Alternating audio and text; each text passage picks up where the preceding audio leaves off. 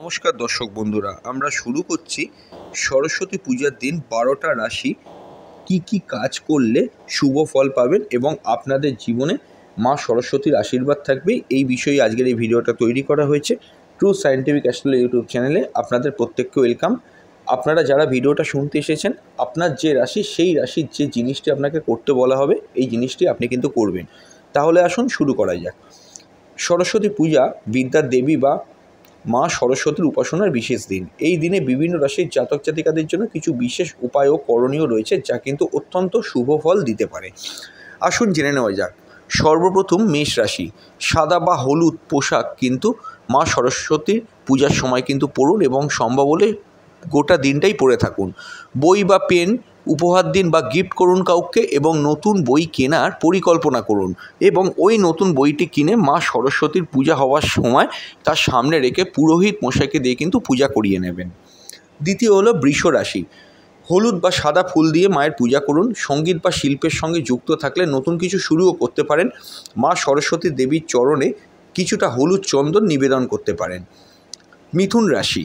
মা সরস্বতীর প্রতিমার সামনে বসে কিছুক্ষণ কিন্তু মা সরস্বতীর প্রণাম মন্ত্র জপ করুন এবং ইষ্টমন্ত্র জপ করতে পারেন। বাসন্তী রঙের বা সবুজ রঙের পোশাক পরতে পারেন। পারলে সবুজ রঙের পোশাক কিন্তু বা সবুজ রঙের রুমাল ওই দিন কিন্তু বেশি করে ব্যবহার করার চেষ্টা করুন।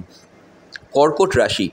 সাদা পোশাক পরুন ও দুধ ও মধুর প্রসাদ বিভিন্ন মানুষের মধ্যে বিতরণ করুন। ছাত্রছাত্রীদের মধ্যে খাতা কলম কিন্তু আপনি গিফট করতে পারেন বা দান করতে পারেন। সম্ভব হলে 5 জন ছাত্রছাত্রীকে খাতা পেন বা পেন পেন্সিল এগুলো কিন্তু দান করতে পারেন। মা সরস্বতীর সামনে বসে মা সরস্বতীর ধ্যান করুন। সিংহ রাশি। বাসন্তী বা কমলা রঙের পোশাক কিন্তু ব্যবহার করুন। সঙ্গীত বা আবৃত্তির মাধ্যমে কিন্তু পূজা করার চেষ্টা করুন বা মা সরস্বতীর বন্দনা আপনারা ইউটিউব চ্যানেলে অনেক পাবেন, সেটি কিন্তু মা সরস্বতীর সামনে বসে কানে হেডফোন লাগিয়ে শুনতে পারেন। হলুদ বা সাদা ফুল নিবেদন করুন। কন্যা রাশি। গঙ্গাজল দিয়ে প্রতিমা বা বইয়ের মধ্যে কিন্তু ছিটিয়ে শুদ্ধ করে নিন সর্বপ্রথম, এবং শিক্ষার্থীদের যারা পড়াশোনা করছে বা পরীক্ষা দিতে যাবে তাদের কলম ও খাতা দান করুন। তুলা রাশি। দেবী সরস্বতীর চরণে সুগন্ধি বা আতর কিন্তু নিবেদন করুন। যদি এটা সম্ভব না হয় সাদা বা গোলাপি পোশাক পরুন এবং অবশ্যই কোনো সাদা ফুল কিন্তু নিবেদন করুন। বৃশ্চিক রাশি। মা সরস্বতীর সামনে একটি ঘিয়ের প্রদীপ জ্বালান এবং অবশ্যই কিন্তু চাল কুমকুম এগুলো মা সরস্বতীকে কিন্তু নিবেদন করুন। এবং অবশ্যই বলবো যারা অত্যন্ত শিশু তারা নতুন বিদ্যার সূচনা কিন্তু করতে পারেন। ধনু রাশি। বাসন্তী বা হলুদ রঙের পোশাক পরুন।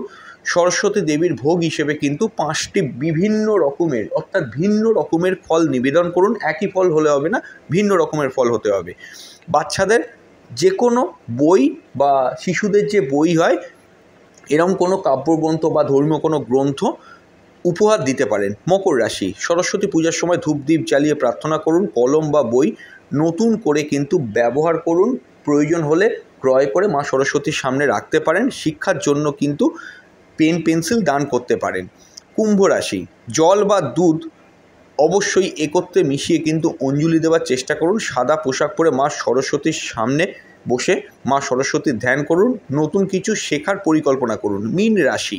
পূজার পর অন্তত একটি ভালো পৃষ্ঠায় মা সরস্বতীর নাম 108 বার লিখুন এবং ওই যে কাগজের মধ্যে লিখবেন ওই কাগজটি মা সরস্বতীর চরণে ছুঁয়ে অবশ্যই সেটা নিজের গৃহে নিয়ে চলে আসুন।